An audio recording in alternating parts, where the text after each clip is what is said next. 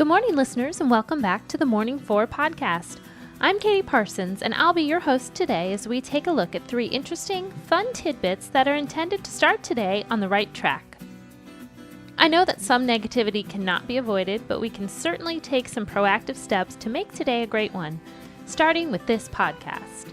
Head to morning4.com to see today's sweet sunrise photo, courtesy of listener Kara Turi. Have you signed up for my daily kindness task text? Text the word kind to 57838 and you'll be all signed up. Yesterday's task was to write the words, "I appreciate you," on a piece of paper and give it to someone, anyone. Did you participate, and how did it go? I did it, and it was a little intimidating, but it felt really great.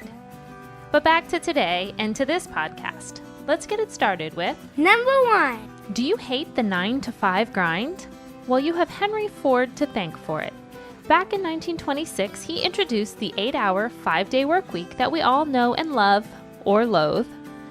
Even if you work nights or weekends or flexible hours, the 9-to-5, 40-hour per week workload is the standard benchmark.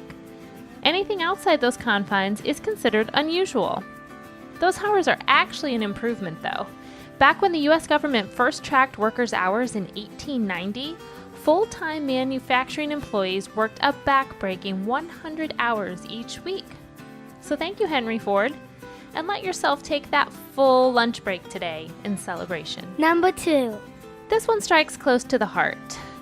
This week, in 1977, the first modern-day running of the Chicago Marathon took place.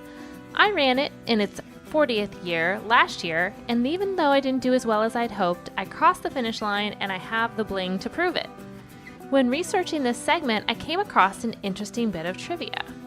The first Chicago Marathon was actually run in 1905. That first race began in Evanston and finished in front of a standing room only paying crowd at Washington Park Racetrack. An estimated 100,000 spectators came out to support the runners. That tradition continued until the 1920s when the marathon was discontinued, and it came back again for good in 1977. This year it will be run on October 7th.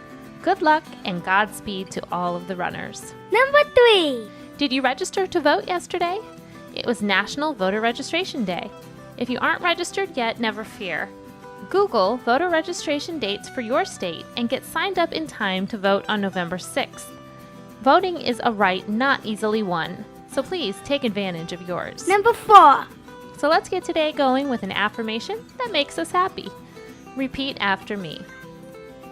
I can do hard things. I was designed for victory. Marathons. Workdays. Voting. I can do it all and then some. Thanks for joining me today. Visit morning4.com to see today's video pick, and I'll see you back here again tomorrow.